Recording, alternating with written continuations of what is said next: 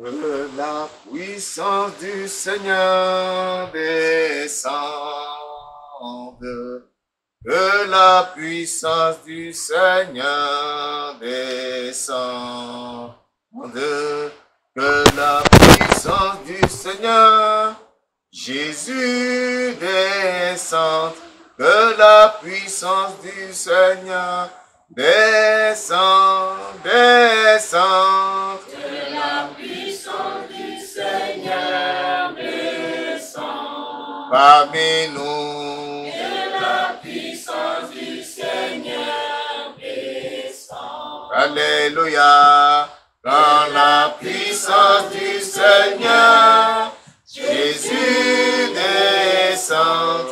Que la puissance du Seigneur descende, descende. Que la puissance du Seigneur descende parmi nous. Que la puissance du Seigneur descende. Alléluia. Que la puissance du Seigneur Jésus descende. Que la puissance du Seigneur descende. Que la puissance du Seigneur descende. Que la puissance du Seigneur descende. Que la puissance du Seigneur du haut des cieux descende. Que la puissance du Seigneur descende, descende. Que la puissance du Seigneur descende parmi nous. Que la puissance Du Seigneur descend. Alléluia. Que la puissance du Seigneur du haut des cieux descend. Que la puissance du Seigneur descend, descend. Que la puissance du Seigneur descende. Alléluia. Que la puissance du Seigneur descend parmi nous. Que la puissance du Seigneur Jésus descend. Que la puissance du Seigneur descend. Seigneur, nous voulons te magnifier et t'adorer pour ton amour et ta grâce qui agissent dans nos vies, qui nous soutiennent, qui nous conduisent et qui nous aident à faire ton travail. Ce soir, nous sommes là, ô Dieu Tout-Puissant. Nous voulons expérimenter à nouveau ta puissance. Nous voulons revivre les jours d'autrefois. Aie pitié de nous en ouvrant les cieux ce soir pour répandre sur tes serviteurs ta puissance et l'équipement pour le service au nom de Jésus-Christ. Dieu Tout-Puissant, nous voulons te louer parce que tu es là pour nous parler, tu es là pour nous conduire, tu es là pour nous édifier. Honneur et louange te soient rendus parce que ta présence est ici et que tout est déjà accompli. Merci Seigneur. Au nom puissant de Jésus-Christ de Nazareth, nous avons prié. Amen. Nous parlons de la sanctification et la puissance pour le travail. La sanctification et la puissance pour le service. La sanctification et la puissance pour le service. Je vais lire tout juste 2 versets, commenter un peu, puis nous allons prier. Parce que c'est la soirée de la prière. Alléluia. Nous lirons dans Ecclésiaste chapitre 9. Ecclésiaste chapitre 9, les versets 8 et 10. Ecclésiaste 9, verset 8, puis verset 10. Je lis le verset 8. Qu'en tout temps, tes vêtements soient blancs et que l'huile ne manque point autant pour moi sur ta tête. Je reprends. qu'en tout temps tes vêtements soient blancs et que l'huile ne manque point sur ta tête. Verset 10.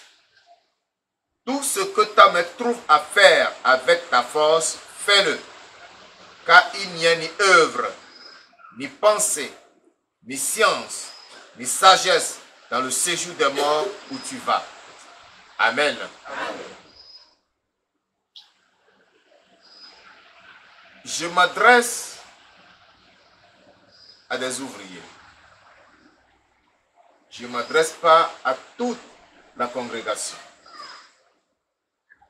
La Bible nous fait comprendre qu'il n'y a ni œuvre, ni pensée, ni science, ni sagesse dans le séjour des morts où tu vas, où nous allons. Cette idée ou cette pensée qui nous fait comprendre que nous nous dirigeons vers le séjour des morts doit nous motiver à servir le Seigneur. C'est pour cela qu'il a dit, tout ce que ta main trouve à faire, fais-le avec ta force. Alléluia. Amen. Tout ce que ta main trouve à faire, fais-le avec ta force. Si nous voulons travailler avec notre force dans le service du Seigneur, nous avons besoin d'être revêtus de la puissance. Amen. La puissance d'en haut doit nous habiter. Le Saint-Esprit doit demeurer en nous. Plus notre force, eh bien, nous pourrons servir le Seigneur. Mais la puissance ne viendra pas dans des vases souillés, dans des vases impurs, dans des vases corrompus. La puissance vient dans des vases sanctifiés, dans des vases purifiés, dans des vases lavés, dans des vases propres. C'est pour cela qu'il nous dit qu'en tout temps tes vêtements soient blancs et que l'huile ne manque point sur ta tête. Lorsque tu as des vêtements blancs, l'huile doit être forcément sur ta tête. Qu'en tout temps tes vêtements soient blancs. Cette phrase nous parle de la vie de sanctification, de la vie sans péché, de la vie sans souillure. Bien-aimés, si nous voulons expérimenter la puissance de Dieu, si tu veux voir la gloire de Dieu dans ta vie, aime la sanctification. Recherche la sanctification. Poursuis la sanctification. Possède la sanctification. C'est-à-dire cette vie qui ne conjugue pas avec le mal. Cette vie qui s'éloigne du péché. Cette vie qui fuit devant le péché. L'apôtre Paul nous dit que ce que Dieu veut, c'est votre sanctification, c'est que vous vous absteniez du mal. Alléluia. Amen. Le désir de Dieu, la volonté de Dieu pour ses enfants, pour ses serviteurs, c'est qu'ils soient sanctifiés. C'est qu'ils vivent loin du péché. C'est qu'ils vivent hors des souillures, de l'iniquité, de l'impiété. C'est pour cela qu'il nous dit, séparez-vous du monde. Sortez du monde. Séparez-vous du monde. Ne touchez à rien d'impur. Alors, je serai pour vous un père et vous serez pour moi des fils et des filles. Ce qui voudra dire que Dieu aime et apprécie la sanctification dans ses enfants. Lorsqu'il voit la sanctification, la vie sans péché, la vie sans souillure dans ses enfants, il est content, il est fier, il aime ça et il est heureux de retrouver ses enfants et il dit, voici mes enfants, voici mon enfant, voici mon serviteur. Personne ne peut être serviteur de Dieu tout en vivant dans le péché. Ce n'est pas possible. Parce que ce Dieu que nous disons que nous servons, dont nous sommes serviteurs, est saint. C'est pour cela qu'il a dit, vous serez saints comme l'Éternel votre Dieu. Vous serez saints comme lui.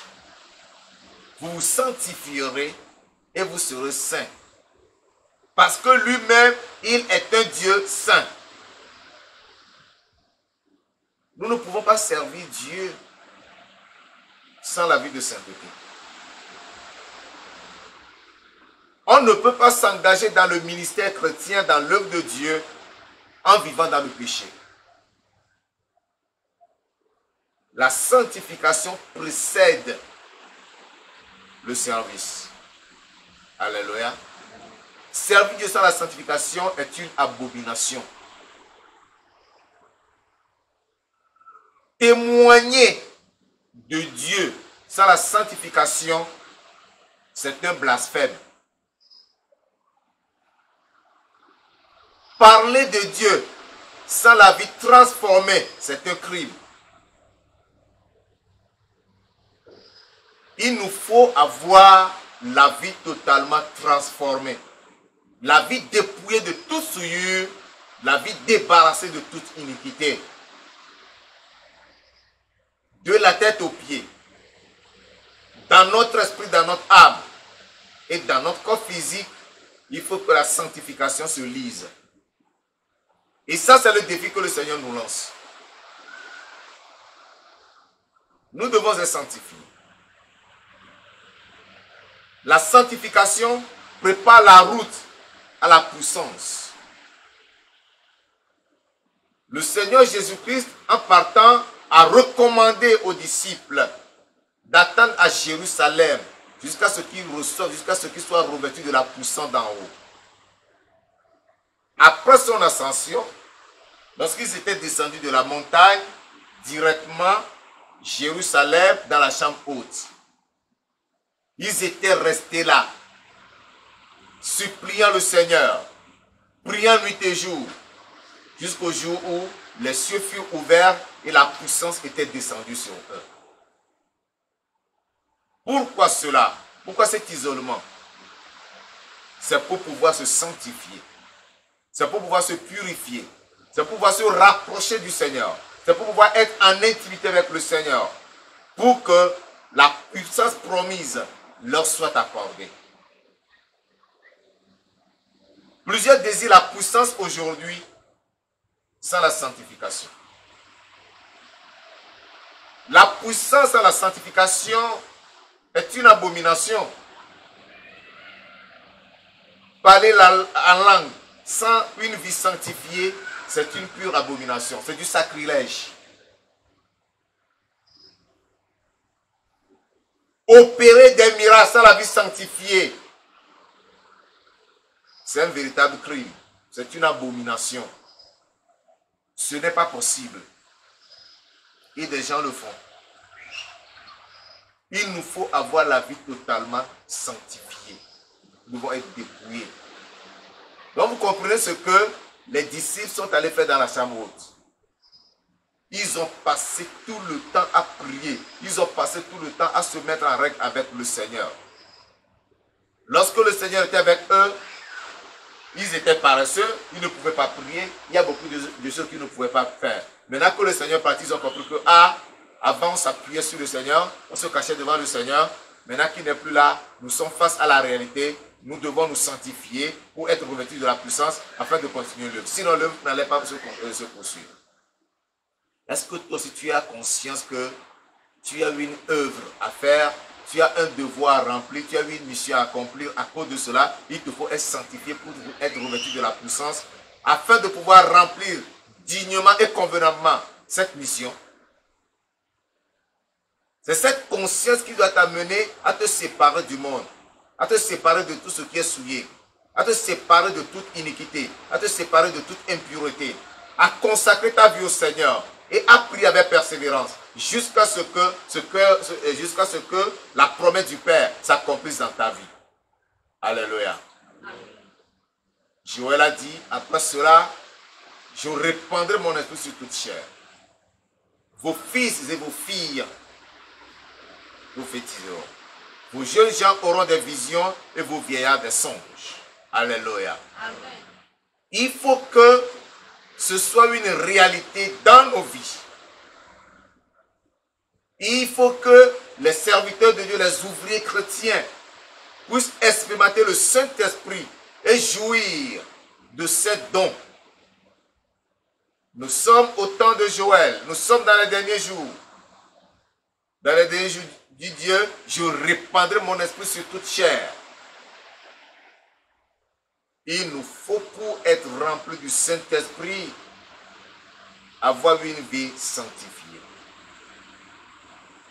Et lorsque nous sommes remplis du Saint-Esprit, le Saint-Esprit ne vient pas s'asseoir en nous, le Saint-Esprit ne nous alourdit pas, mais il nous rend actifs et nous permet de nous lever pour servir le Seigneur. Personne ne reçoit le Saint-Esprit pour aller vendre au marché ou pour aller travailler dans un bureau. Le Saint-Esprit, ce n'est pas pour travailler dans un bureau.